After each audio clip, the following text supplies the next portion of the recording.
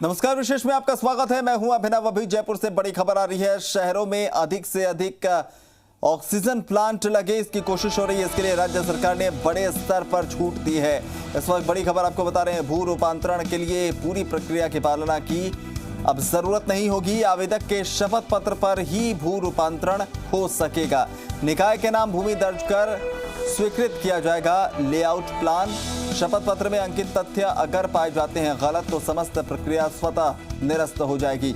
नगरीय विकास विभाग ने इस बारे में आदेश जारी कर दिए हैं।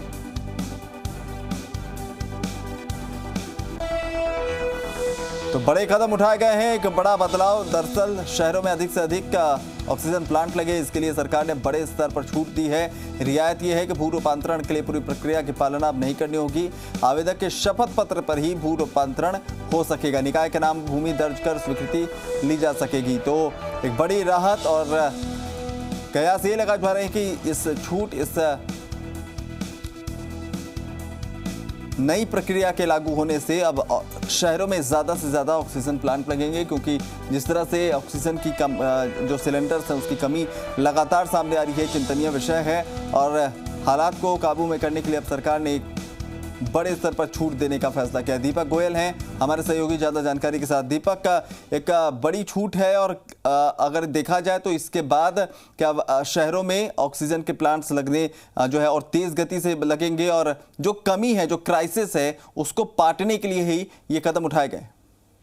बिल्कुल आपने ठीक कहा है। देखिए, ऑक्सीजन की किल्लत से ये तो तस्वीर साफ हो गई है कि हमारे राजस्थान के अंदर ऑक्सीजन प्लांट नहीं होने के कारण जितना उत्पादन होना चाहिए वो उत्पादन नहीं हो रहा है। और हमारे राजस्थान में जिस तरीके की अभी डिमांड ऑक्सीजन को लेकर आ रही है वो हम पूरी नहीं कर पा रहे हैं, इसलिए हमें दूसरे राज्यों का सहारा बनना पड़ रहा है। लेकिन अब राज्य सरकार ने एक राहत दी है कि यदि कोई मेडिकल ऑक्सीजन प्लांट लगाता है तो उसमें शिथिलता दी गई है। पार्क, प्ले ग्राउंड और ग्रीन बेल्ट की जमीन को छोड़कर सभी जगह ये प्लांट है वो स्थापित हो सकेंगे। और 90A की कार्रवाई है वो नगरीय निकाय है वो शपथ पत्र के बाद है वो पूरी कर सकेगा।